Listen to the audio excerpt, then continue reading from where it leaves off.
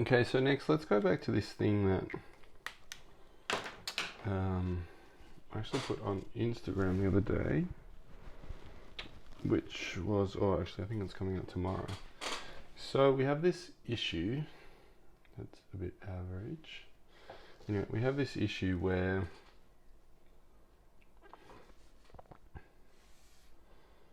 the client is looking at their P&L and they're going whoop, whoop, whoop, whoop, whoop, whoop, whoop, whoop, whoop, whoop. And then down here it's kind of going red, like red, like red. And this is not what they're used to. They're used to having a very profitable business. So they're going, what on earth? Now I'm going to see if I can draw a moderately complicated.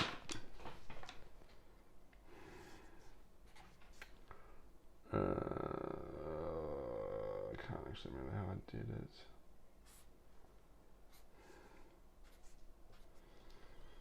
Effectively, you get to this. What you're doing. Maybe I'll do it this way. Is you're looking at financial performance today, but then there's, let's say so this is today's P&L. Then you've also got this future dated one, right? Now, that's not easy to see. So if you think about it like this, that this is, well, let's call it like, this might be your staff.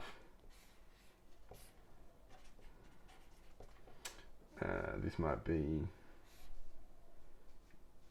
let's call these 3 blocks of chocolate, admin. This might be your systems, and this might be sales and marketing. Whatever else you are, just keeping it very simple. So what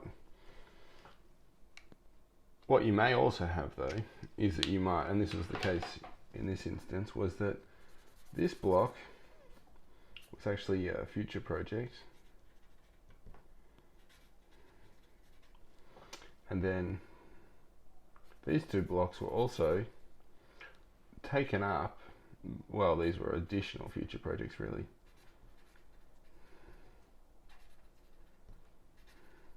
And even within these blocks, there were little squares of future investment that were going on.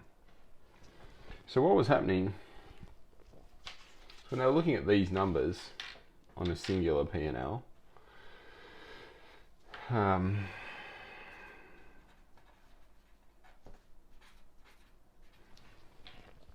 is that they were only seeing this bottom line. And they hadn't consolidated all of these expenditures into future projects, or effectively secondary ways to view this. And as a result, they were not clearly breaking out the total expense that they were going through here, which ended up being very significant. It was sort of a, I think we were talking about 25% of monthly rev was future expenses.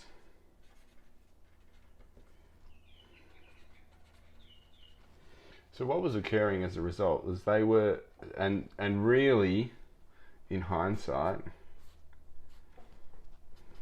this 25% probably should have only been max 15%, because they had overcooked some things. You know, for example, they're hiring multiple admin people. Well, they probably only needed 1 more, or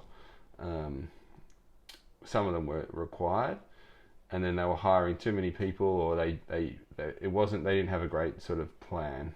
They were hiring people early, I guess, was the other thing. So hiring being a pretty big cost, hiring too much too early, huge costs related to that.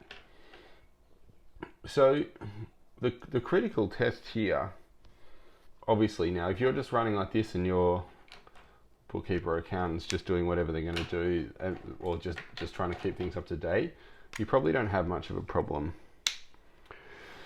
Well, no, you've probably got a big problem, but what you need to do is you need to separate out, and you probably need to just be talking to someone to figure out what these things are, but you need to separate out the critical things you're doing. So you end up with an operations budget. You know, you might have a future, like an IT project, for example, IT project.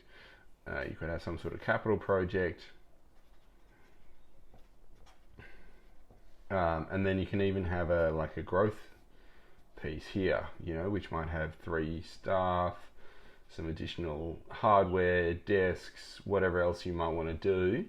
And so then you can see this is actually like current performance, you know, operational performance. This is going to be, and so then you can see clearly what you're spending, and you get to almost buy back the options of really making assessments as to if you need this as well. Because then I guess you can actually go, okay, now that I'm conscious of what I'm spending on all of these things, the IT budget probably might need to be halved or whatever, because I can see that I'm blowing money, or I don't quite need it yet, or I can push back this investment, so I can go half now and half later. You know, when do I need this stuff? Like, what else can I do to not just be hiring? Like, it's in the case that I'm thinking of in particular, and it's not an uncommon thing, you know, you're often hiring people to fill problems rather than solving the problems. So it can be a very expensive way to do that in a situation where you're moving fast. So yeah, I guess this is just